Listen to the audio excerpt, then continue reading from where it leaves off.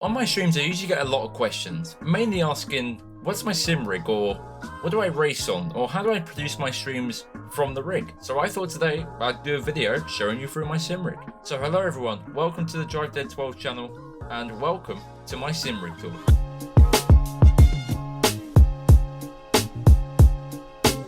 So starting off with one of the main questions that I get most of the time, which is, what is my wheel? As you can see on my streams, I have my wheel pretty much in shot for the whole entirety of the stream. So then a lot of people would be wondering, what is that?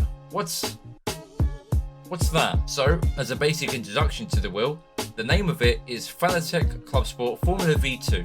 The Formula V2 has so much more to offer than the other two wheels I've just mentioned, of which include the cooker knobs on the front of the wheel, the thumb encoders, and the amount of buttons it has on the wheel. Including all of that, in the grips, it has vibrating motors. Not only do you get the vibration from the wheelbase, you also get vibrations from the grips in your hands. It's my favorite thing to use of all the wheels I've ever owned in my entire existence. As you can see, one here that I've got, a Logitech G920 for the Xbox.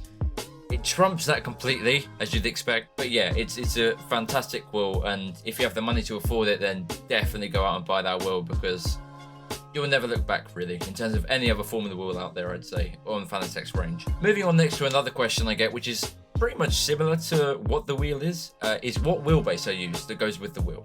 The wheelbase I use is a CSL Elite wheelbase that is the PS4 edition, so it comes with the PS4 P1 wheel. The wheelbase is very good for entry-level sim racers, so for people like me, for example, who's just starting out with Fanatec equipment, it's perfect because it has much more than what the Logitech can offer, so much more usability and so much more range in terms of what you're using, so console or PC. It offers a whole wide range of usability for that. Along with the wheelbase comes the pedals included as well. If you buy the PS4 bundle or the F1 Esports bundle, it comes with both of the wheelbase and the pedal. The pedals are also named the CSL Elite pedals. I also have the load cell attachment to the brake, which makes it a lot better than just the travel and a little sponge at the bottom, which you usually get in the main part of the brake. The pedals are one of the most important things in any sim racer's rig.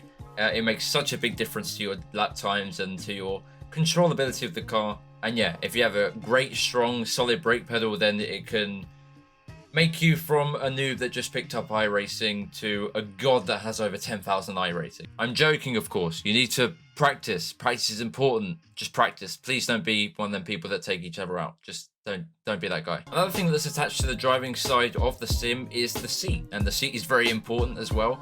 Not only does it make you feel comfortable, it makes you feel right in your position, and everything just feels good. The seat that I have is the RC S1 edition. Now RC do a wide variety range of seats to choose from, ranging from GT to rally to Formula cockpits. I have the S1, which is a GT version of the cockpit. It's the highest range of GT cockpits that they have at the moment, and the reason for that is the amount of customization that you have with the seat. Not only can you move the seat up and down, you can also move the wheel and the wheelbase up, down, left, right, angled, all sorts, to really make that customization yours. The pedals have a similar operating system to the seat and the bucket. You can raise it up and down as well to fit your right driving style, pretty much. Now what we've done is a very genius thing, I'd say so myself.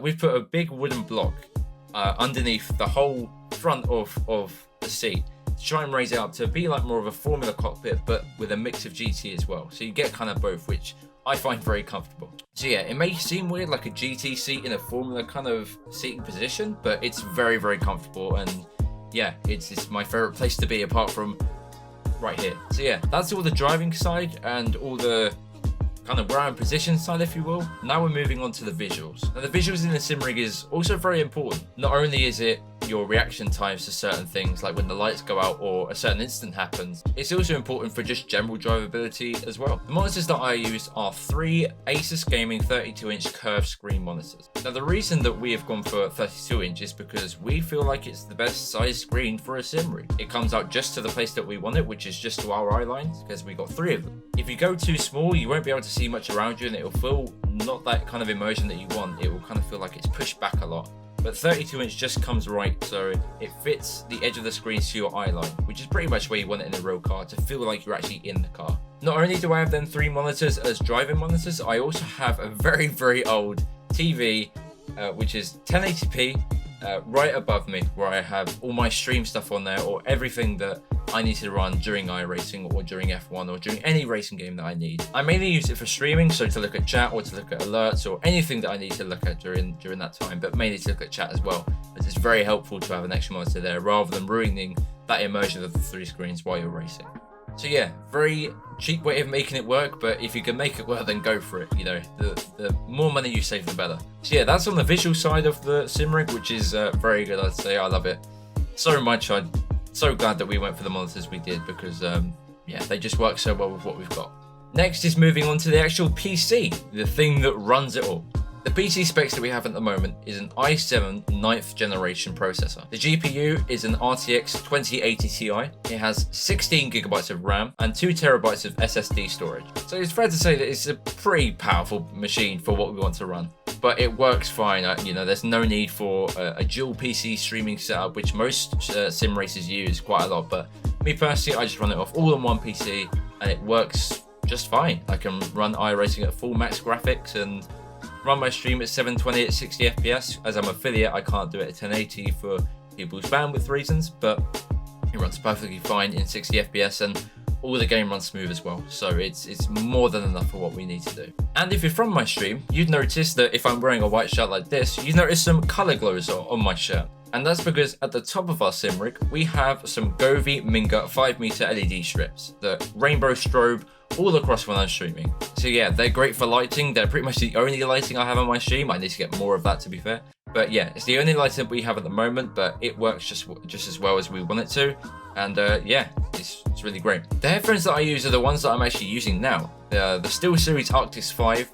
It's the same microphone I use when I'm streaming as well. I'm looking into getting a new one, so we have better audio quality, but for now, it's the standard headset microphone, but it's a pretty decent microphone nonetheless, and a very good headset as well. Noise cancelling, but not completely, but it's still quite good. And especially for sim racing, it's very good in picking up then certain noises like tire screeching and everything else that you would need when you're sim racing. So yeah, apart from that, I don't think I've missed anything from my sim rig. If I have, I'm an idiot, but that's pretty much it in terms of what my sim rig is. So yeah, if you're from my stream and ask me some of these questions, I hope this video has made it more clearer as to what I have. I hope it answered all your questions. If you don't follow me on Twitch yet, my Twitch is DriveDead12's, same as all my other social medias. I'm live every Monday, Wednesday, Friday, Monday and Wednesday at 8 PM doing iRacing, and Fridays at 7 PM doing F1 open lobbies. Thank you very much for watching, everyone. If you got this far, thank you very much indeed, and hopefully this has given you a good enough insight as to what's in my sim rig. If you want to come and stop by my Twitch and ask me more questions about my rig, then